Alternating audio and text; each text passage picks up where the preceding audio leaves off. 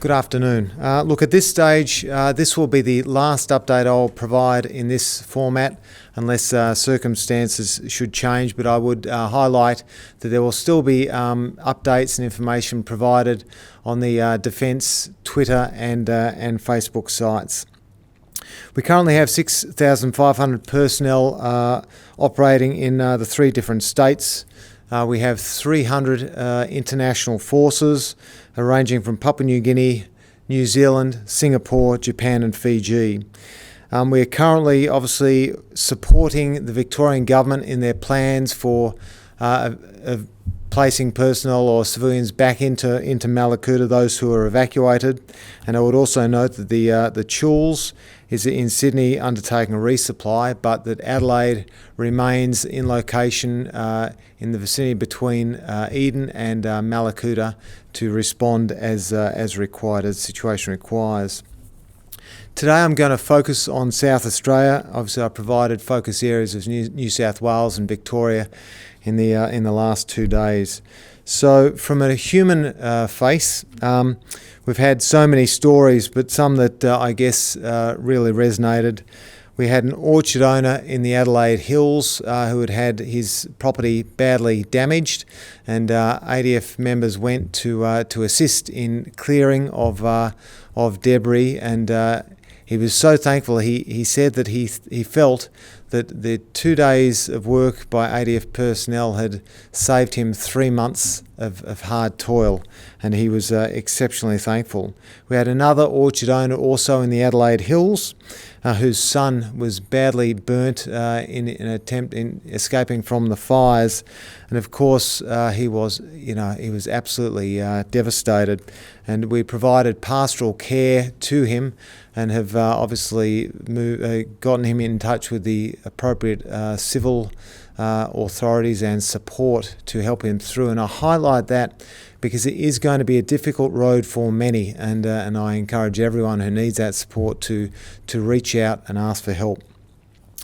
We had a family, 2 families in fact, on Kangaroo Island who they had lost one of the houses, so 2 families in one house, and all the water pipes had been destroyed, so they had no water.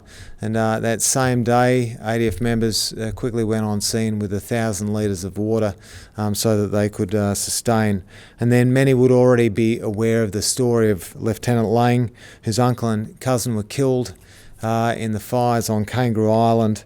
And despite this absolute tragedy, he answered the nation's call and is still serving with the ADF on Kangaroo Island. So look, in terms of the tasks that have been completed or in fact ongoing in South Australia, we have clean-up going on, fodder resupply, provision of water, route clearance, pastoral support, supporting the wildlife, and many would have seen the images of the devastation of the wildlife, particularly on Kangaroo Island, and the support that the ADF has provided there.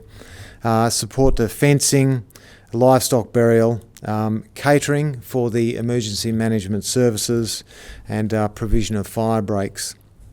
In terms of statistics, and again, statistics don't tell half the story. We have 1,200 personnel in South Australia at the moment. We have 664 reservists serving, 47 international forces, and they are New Zealand engineers. We have assistance, in terms of assistance to fire break construction, 137 kilometres, and the total amount of water that we have provided to the community equates to around 1.8 million litres of water, which is significant. And on Monday through to Thursday, we provided 2 Chinooks to provide additional support to emergency management services and the community on Kangaroo Island. So the task continues. I would like to take this opportunity to thank the ADF and the families of those who have moved at very short notice to provide support to our emergency management services and our communities. And we understand that this has and continues to impact individuals. We will manage very closely people on an individual basis and provide them with the support that they require, and to make sure that they are managed well. And I would like to finish by really where I started, where we all started on this journey when the surge began, by acknowledging the outstanding work of the emergency management services, the volunteers, and indeed the communities across the board. I mean, I couldn't be prouder to be an Australian, and I must say, you know, today I've never been as proud to be a member of our Australian Defence Force. Are there any questions? Thank you.